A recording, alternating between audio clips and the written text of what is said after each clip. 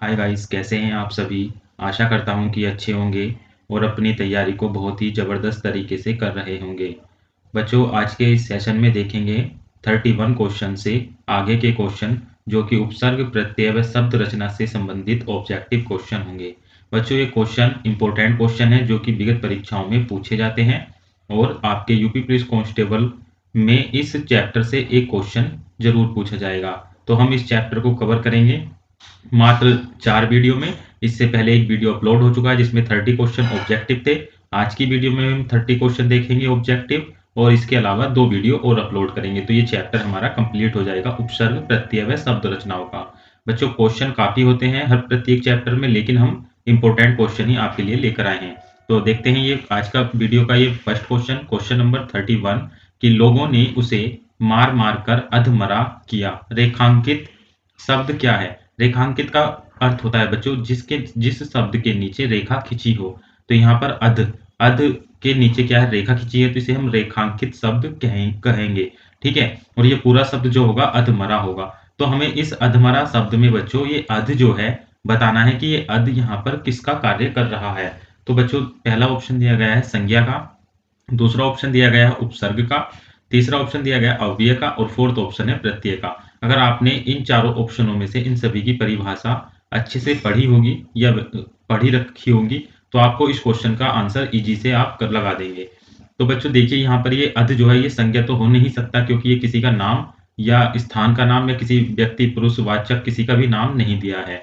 ठीक है, अव्यय अव्यय भी बच्चों ये नहीं हो सकता, क्योंकि कोई, किंतु, परंतु ये सभी क्या अव्यय होते हैं, लेकिन इसमें क्या अध ऐसा कोई शब्द नहीं होता।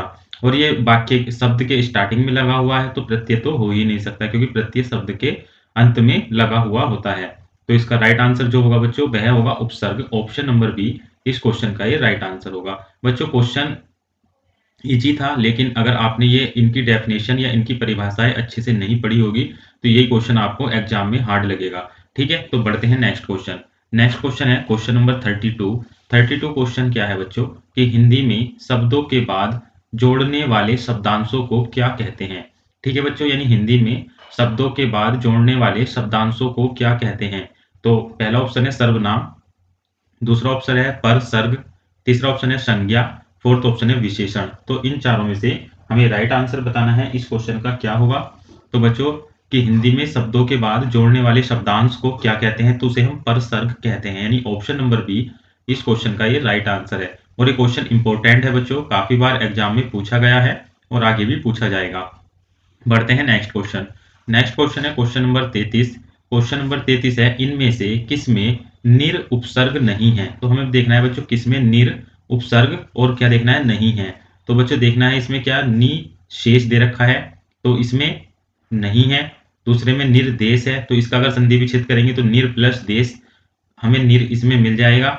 निर्बल में निर प्लस बल हो जाएगा, इसमें भी है। और निर्वाह में यानी निर प्लस वाह, तो इन तीन में क्या है बच्चों, निर उपसर्ग है। लेकिन ऑप्शन नंबर ए में क्या उपसर्ग है, नी उपसर्ग है। तो इसमें उपसर्ग नहीं है, यानी ऑप्शन नंबर ए इसका राइट आंसर हो जाएगा। हमें बताना था कि निर उपसर्ग किस ऑप्शन में नहीं है, तो ऑप्शन नंबर ए में निर उपसर्ग नहीं है। ठीक है, बढ़ते हैं नेक्स्ट क्वेश्चन की ओर। नेक्स्ट क्वेश्चन है क्वेश्चन नंबर 34। 34 क्वेश्चन है बच्चों, आहट, आवट, आस आदि किस प्रकार के तद्धित प्रत्यय हैं। तो पहला ऑप्शन दिया गया है कृतवाच्य हैं, दूसरा ऑप्शन दिया गया कर्मवाच्य हैं, थर्ड ऑप्शन है भाववाचक हैं, और फोर्थ ऑप्शन है संबंधवाचक हैं। तो क्वेश्चन नंबर 34 का जो राइट आंसर होगा वह होगा ऑप्शन नंबर सी, भाववाचक। जो बच्चों आहट, आवट, आस आदि किस प्रकार के तद्धित प्रत्यय हैं, तो भाववाचक प्रत्यय हैं, तो इसका ऑप्शन सी राइट आंसर हो जाएगा। बढ़ते हैं नेक्स्ट क्वेश्चन की ओर। नेक्स्ट क्वेश्चन है क्वेश्चन नंबर 35। 35 क्वेश्चन है, प्रत्याशा शब्द में उपसर्ग है। तो बच्चों प्रत्याशा शब्द में उपसर्ग हमें बताना है। चार ऑप्शन दिए गए हैं, इन चारों में से इसका राइट आंसर क्या होगा। तो बच्चों आपको पता है कि उपसर्ग जो होता है किसी शब्द के स्टार्टिंग में लगता है। तो स्टार्टिंग में क्या शब्द आया, प्र, तो यानी प्र से ही हमें कोई सा इसमें उपसर्ग बताना है कि क्या होगा। तो इसका जो राइट आंसर होगा बच्चों, प्रत्याशा में प्रति प्लस आशा, यानी ऑप्शन नंबर सी इसका राइट आंसर होगा। अगर हम इसका संधि विच्छेद करें तो क्या करेंगे, प्रत्याशा का प्रति प्लस आशा करेंगे। तो स्टार्टिंग में क्या वर्ड मिला हमें, प्रति मिला, तो प्रति क्या है, ये उपसर्ग का कार्य करेगा, यानी ऑप्शन नंबर सी इस क्वेश्चन का राइट आंसर होगा। नेक्स्ट क्वेश्चन है क्वेश्चन नंबर 36। 36 क्वेश्चन है कि औपचारिक शब्द में प्रत्यय लगा है। ठीक है बच्चों, यानी औपचारिक ये शब्द दिया है और इसमें हमें बताना है कि प्रत्यय लगा है, यानी इसमें क्या प्रत्यय है। तो पहला ऑप्शन दिया गया ए है, दूसरा है कै, थर्ड ऑप्शन है इक और फोर भी इक है। तो बच्चों प्रत्यय जो होता है आप सभी को पता है कि शब्द के अंत में लगता है। तो शब्द के अंत में क्या शब्द आया है, कै, और कै से पहले क्या शब्द दे रखा है, तो यहाँ पर कै से पहले बड़ी ई की सॉरी छोटी ई की मात्रा दी हुई है। तो छोटी ई की मात्रा इन दो ऑप्शन में किस में है बच्चों, तो ऑप्शन सी में है, इक में, यानी ऑप्शन नंबर सी इस क्वेश्चन का राइट आंसर होगा इक। जो औपचारिक में प्रत्यय का कार्य करेगा वह इक करेगा, और इक कौन सा बच्चों, छोटी ई की मात्रा, क्योंकि यहाँ पर ये छोटी ई की मात्रा दी गई है। कुछ बच्चे इसका आंसर ऑप्शन डी लगा देते हैं जो कि बिल्कुल गलत है। नेक्स्ट क्वेश्चन है क्वेश्चन नंबर 37 क्वेश्चन है कि उद्देश्य में कर्ता के साथ और क्या रहता है। ठीक है बच्चों, उद्देश्य में कर्ता के साथ और क्या रहता है। पहला ऑप्शन है कर्ता विस्तार, दूसरा ऑप्शन है कर्ता पूरक, तीसरा ऑप्शन है कर्ता विधेयी, और फोर्थ ऑप्शन है विधेयी पूरक। तो इन चारों में से हमें राइट आंसर बताना है। तो 37 क्वेश्चन का जो राइट आंसर बनेगा बच्चों वह बनेगा ऑप्शन नंबर ए, कर्ता विस्तार। कर्ता विस्तार इस क्वेश्चन का राइट आंसर हो जाएगा। तो ये क्वेश्चन भी काफी इंपॉर्टेंट क्वेश्चन हो जाता है एग्जाम की दृष्टि से, तो आप इस क्वेश्चन को अच्छे से ध्यान रखेंगे। नेक्स्ट क्वेश्चन है क्वेश्चन नंबर 38 क्वेश्चन है कि सभी चिट्ठियां डाक से भेजी गई, इसमें कर्ता है। तो हमें इस क्वेश्चन में कर्ता बताना है क्या होगा। तो पहला ऑप्शन है डाक, दूसरा है भेजी गई, तीसरा ऑप्शन है सभी, और फोर्थ है चिट्ठियां। तो बच्चों इनमें हमें सब्जेक्ट बताना है कि सभी चिट्ठियां डाक से भेजी गई, तो इसमें हमें सब्जेक्ट क्या होगा। तो क्वेश्चन नंबर 38 का जो राइट आंसर बनेगा वह बनेगा सब चिट्ठियां। ठीक है बच्चों, यानी अगर हम इस सेंटेंस को अंग्रेजी में भी कन्वर्ट करेंगे तो सब्जेक्ट क्या होगा, ऑल लेटर्स। ठीक है, ऑल लेटर्स। तो इसमें जो सब्जेक्ट का कार्य करेगा लेटर्स करेंगे। ठीक है, ऑल के साथ लेटर आएंगे, यानी चिट्ठियां इसका राइट आंसर होगा। ऑप्शन नंबर सी इसका ऑप्शन नंबर डी इस क्वेश्चन का राइट आंसर हो जाएगा, चिट्ठियां। तो चिट्ठियां इसमें कर्ता का कार्य करेंगी। नेक्स्ट क्वेश्चन है, नेक्स्ट क्वेश्चन क्या है, क्वेश्चन नंबर 39 कि प्रयोग के आधार पर शब्द भेद हैं। तो प्रयोग के आधार पर हमें शब्द भेद बताने हैं, कितने होते हैं। तो पहला ऑप्शन दिया गया है 2, दूसरा ऑप्शन दिया गया है 4, तीसरा ऑप्शन दिया गया है 6, और फोर्थ ऑप्शन दिया गया है 8। तो इनमें से हमें राइट आंसर बताना है क्या होगा।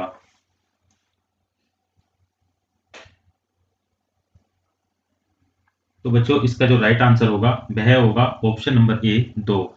दो यानी प्रयोग के आधार पर जो शब्द भेद होते हैं वह दो प्रकार के होते हैं। तो आपको ये ध्यान रखना है। इसका right answer option number A हो जाएगा। ऑप्शन नंबर ए इस क्वेश्चन का राइट आंसर है। नेक्स्ट क्वेश्चन है क्वेश्चन नंबर 40 क्वेश्चन है कि निम्नलिखित में से मिश्र वाक्य कौन सा है। तो हमें मिश्र वाक्य बताना है।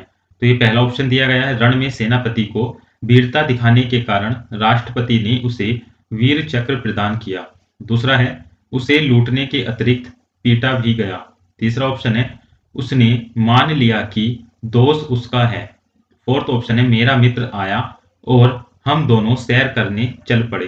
तो हमें बच्चों इन चारों ऑप्शन में से मिश्र वाक्य छांटना है कौन सा होगा। तो बच्चों मिश्र वाक्य क्या होता है, जब दो वाक्यों को या दो दो सेंटेंस को एक की के द्वारा जोड़ा जाता है तो वहां पर क्या मिश्र वाक्य होता है। या ये जो की अगर वर्ड किसी दो वाक्यों के बीच में दिखाई देता है तो ये क्या की मिश्र वाक्य का कार्य करता है। ठीक है, उसके उसने मान लिया कि दोष उसका है। ठीक है, यानी एक वाक्य अनकंप्लीट होता है, एक कंप्लीट होता है।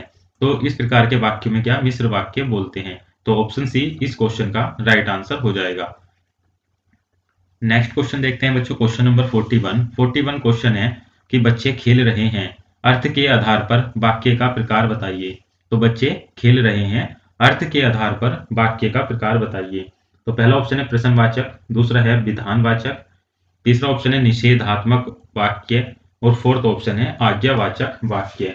तो इस क्वेश्चन का हमें राइट आंसर बताना है क्या होगा। तो बच्चों जो अर्थ के अनुसार होते हैं, अर्थ के अनुसार वाक्य के 8 भेद होते हैं। तो आपको ध्यान रखना है जो अर्थ के अनुसार वाक्य के भेद होते हैं वह 8 होते हैं। वाक्य के भेद कितने होते हैं, 8 होते हैं। 8 कौन कौन से मैं आपको बोलकर बता देता हूं, आप ध्यान पूर्वक सुन लीजिए। ठीक है, विधानार्थक वाक्य जिसे हम असर्टिव सेंटेंस बोलते हैं, दूसरा होता है निषेधार्थक वाक्य जिसे हम निगेटिव सेंटेंस कहते हैं, तीसरा होता है आज्ञार्थक वाक्य जिसे हम सेंटेंस इंडिकेटिंग कमांड भी कह सकते हैं, फोर्थ होता है प्रश्नार्थक वाक्य जिसे हम इंटेरोगेटिव सेंटेंस कहते हैं, और फिफ्थ होता है यानी 5वें नंबर का जो वाक्य होता है इच्छार्थक वाक्य होता है, इच्छार्थक वाक्य। और 6 नंबर का जो होता है बच्चों संदेहार्थक वाक्य होता है। और जो बच्चों 7वें नंबर का होता है वह होता है संकेतार्थक वाक्य। और जो 8 नंबर का होता है वह हमारा विस्मयादि बोधक वाक्य, एक्सक्लेमेटरी सेंटेंस जिसे हम कहते हैं। तो इस वाक्य में बताना है कि अर्थ के आधार पर इस वाक्य में कौन सा वाक्य है। इस प्रकार भी आपसे क्वेश्चन पूछे जा सकते हैं। तो बच्चों क्वेश्चन नंबर 41 का जो राइट आंसर है वह होगा ऑप्शन नंबर बी, विधान वाक्य। ठीक है, विधान वाक्य इस क्वेश्चन का राइट आंसर होगा ऑप्शन नंबर बी। अब बच्चों आप सोचोगे कि विधान वाक्य क्या होता है, यानी जिस वाक्य में किसी बात का होना पाया जाता है। ठीक है, यानी जिस वाक्य में किसी बात का होना पाया जाता है तो वहां पर क्या विधानवाचक वाक्य होता है। तो यानी बच्चे खेल रहे हैं, यानी बात अभी हो रही है, यानी बच्चे क्या अभी खेल ही रहे हैं, उन्होंने खेल पूरा नहीं किया। यानी किसी वाक्य में किसी बात का होना पाया जाए तो वहां पर क्या विधानवाचक वाक्य होता है। तो बच्चे खेल रहे हैं, तो बच्चे अभी क्या खेल रहे हैं, यानी कार्य उनका जारी है। तो यहाँ पर क्या होगा विधानवाचक वाक्य होगा, ऑप्शन नंबर बी इस क्वेश्चन का राइट आंसर है। नेक्स्ट क्वेश्चन देखते हैं, क्वेश्चन नंबर 42 क्वेश्चन है कि जिस वाक्य में इसलिए, और, क्योंकि, लेकिन, परंतु आदि समुच्चय बोधक शब्द जुड़ते हैं उस वाक्य को क्या कहते हैं। इंपॉर्टेंट क्वेश्चन है और ये क्वेश्चन आप अच्छे से याद कर ले।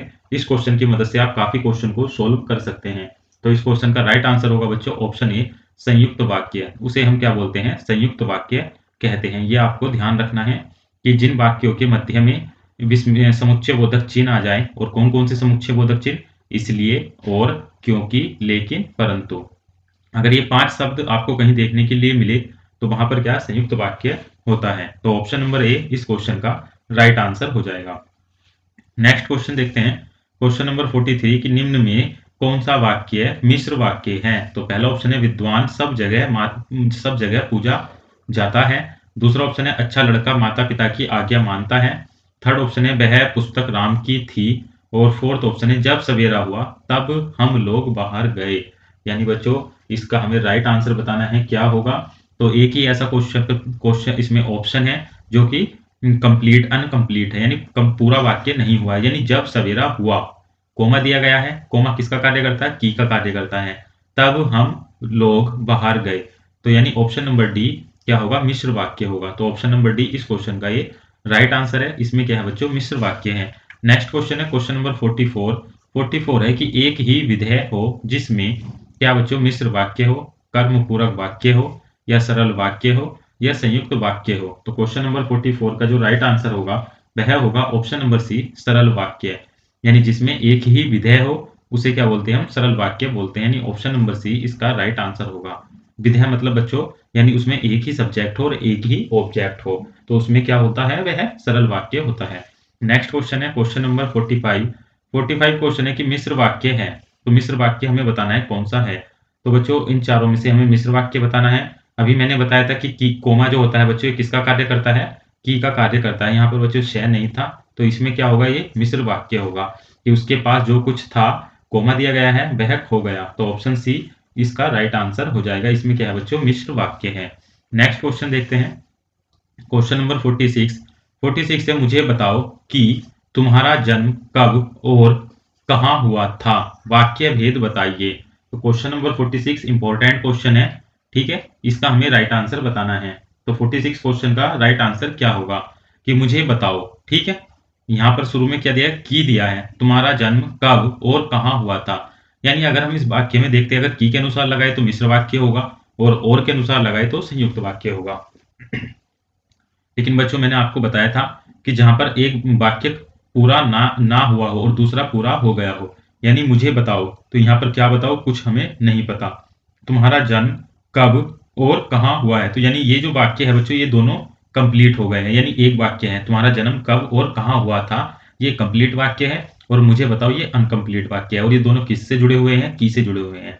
तो की से कौन से जुड़ते हैं बच्चों, की समुच्चय बोधक से मिश्र वाक्य। यानी ऑप्शन नंबर डी इस क्वेश्चन का ये राइट आंसर हो जाएगा।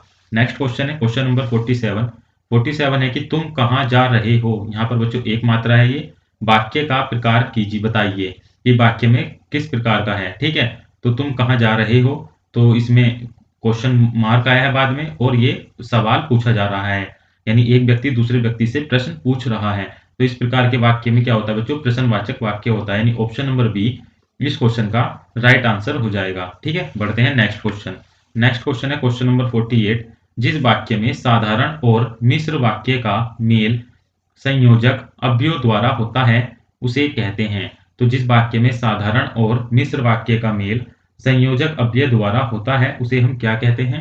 तो क्वेश्चन नंबर 48 का जो राइट आंसर होगा इनमें से क्या होगा बच्चों? तो इसका right answer option number B संयुक्त वाक्य होता है। ऑप्शन बी इस क्वेश्चन का राइट आंसर हो जाएगा। नेक्स्ट क्वेश्चन है 49।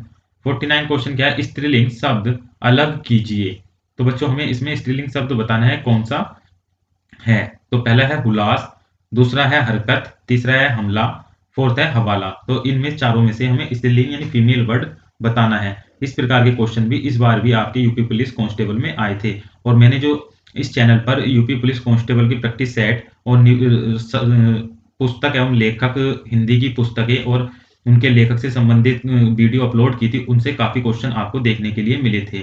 ठीक है, तो आप उन वीडियो का भी रिवीजन अच्छे से कर सकते हैं। तो 49 क्वेश्चन का जो राइट आंसर होगा वह होगा हरकत। तो हरकत जो है बच्चों एक फीमेल वर्ड होता है, ये इसका राइट आंसर होगा। ऑप्शन नंबर बी इस क्वेश्चन का करेक्ट आंसर है।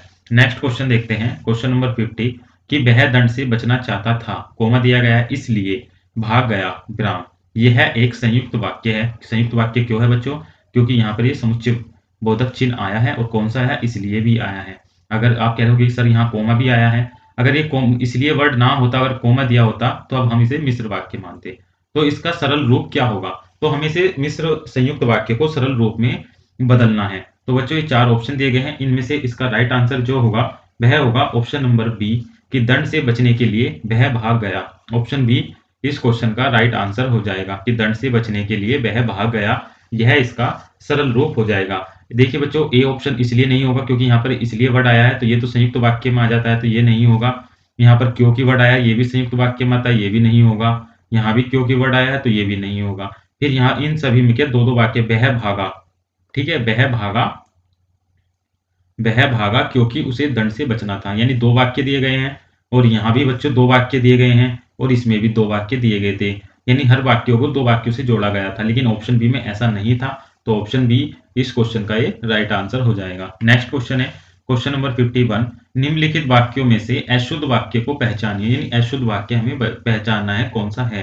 तो ये चार ऑप्शन दिए गए हैं, इनमें से हमें राइट आंसर बताना है क्या होगा। तो श्रीमती गांधी भारती की प्रधानमंत्री थी, तो ये पहला ऑप्शन है। तो ये क्या हमारा गलत दिया गया है, क्योंकि यहाँ पर भारत होना चाहिए था कि श्रीमती गांधी भारत की प्रधानमंत्री थी, ये इस प्रकार होना चाहिए था। ठीक है, और इसमें हमें अशुद्ध पहचानना था, तो ये क्या हमारा अशुद्ध वाक्य हो गया। फिर है मेरे ऊपर कृपा करें, मेरे ऊपर कृपा करें। तीसरा ऑप्शन है मेरे घर के सामने पाठशाला है। फोर्थ ऑप्शन है वहां भारी भीड़ थी। ठीक है, वहां भारी भीड़ थी। तो बच्चों इसमें मुझे क्या कुछ मिस्टेक लग रही है क्वेश्चन में, क्योंकि मुझे को ये क्वेश्चन भी ऑप्शन भी गलत लग रहा है कि भीड़ कभी भारी नहीं होती, ज्यादा या कुछ और आना चाहिए था शब्द। और कृपा कभी भी क्या ऊपर नहीं, ऊपर यहाँ पर एक्स्ट्रा वर्ड है कि मुझ पर कृपा करे या मेरे ऊपर, ये शब्द क्या यहाँ पर भी गलत लग रहा है। लेकिन ऑप्शन सी इसमें बिल्कुल करेक्ट है। तो यहाँ पर क्या होगा बच्चे, शुद्ध होगा। ठीक है, अशुद्ध की जगह क्या होगा, शुद्ध वाक्य बताना था। तो मेरे घर के सामने पाठशाला है, ये क्या शुद्ध वाक्य है एकदम, ये क्या है शुद्ध वाक्य है। बाकी तीनों क्या है बच्चों, ये गलत है बिल्कुल, क्योंकि भीड़ कभी भारी नहीं होती और यहाँ पर ऊपर गलत है और यहाँ पर ये भारतीय नहीं भारत होना चाहिए था। और फिर श्रीमती गांधी भी नहीं था, तो होना चाहिए अगर देखा जाए तो बच्चों। तो इसमें क्या है, तीनों क्वेश्चन गलत हैं, ये तीनों ऑप्शन गलत हैं। ऑप्शन सी इसका राइट है। क्वेश्चन में क्या थोड़ी मिस्टेक है बच्चों, यहाँ पर शुद्ध वाक्य की हमें पहचानना था। नेक्स्ट क्वेश्चन है 52। 52 है कि सुहावना, लिखाई व छलिया में निहित प्रत्यय के लिए सही विकल्प का चयन कीजिए। तो बच्चों इन सभी में हमें प्रत्यय बताना था और प्रत्यय क्या होगा, यानी सुहावना। तो सुहावना में क्या प्रत्यय होगा, तो इसका जो प्रत्यय बनेगा क्या बनेगा, सुहावना में आवना बनेगा, यानी आवना। तो आवना पहला भी, तीसरा भी और फोर्थ भी, चार ऑप्शन में दिया गया है। लिखाई, तो लिखाई में क्या बनेगा बच्चों, आई बनेगा। ठीक है, और छलिया, छलिया में क्या बनेगा, इया बनेगा। तो ऑप्शन नंबर डी इस क्वेश्चन का राइट आंसर हो जाएगा। तो ध्यान रखना, छलिया में इया प्रत्यय होता है, लिखाई में आई होता है प्रत्यय और सुहावना में आवना होता है। नेक्स्ट क्वेश्चन देखते हैं 53 कि अलमारी में अलमारी कौन सी भाषा का शब्द है। इंपॉर्टेंट क्वेश्चन है, इस प्रकार के क्वेश्चन भी आपको एग्जाम में देखने के लिए मिलते हैं कि अलमारी कौन सी भाषा का शब्द है। पहला ऑप्शन है फारसी, दूसरा है पुर्तगाली, तीसरा है अरबी, फोर्थ है संस्कृत। तो 53 क्वेश्चन का जो राइट आंसर है वह पुर्तगाली होगा। ऑप्शन बी इस क्वेश्चन का राइट आंसर हो जाएगा पुर्तगाली। नेक्स्ट क्वेश्चन है क्वेश्चन नंबर 54 कि वाक्यों का वर्गीकरण कितने आधारों पर किया गया है। तो वाक्यों का वर्गीकरण कितने आधारों पर किया गया है बच्चों?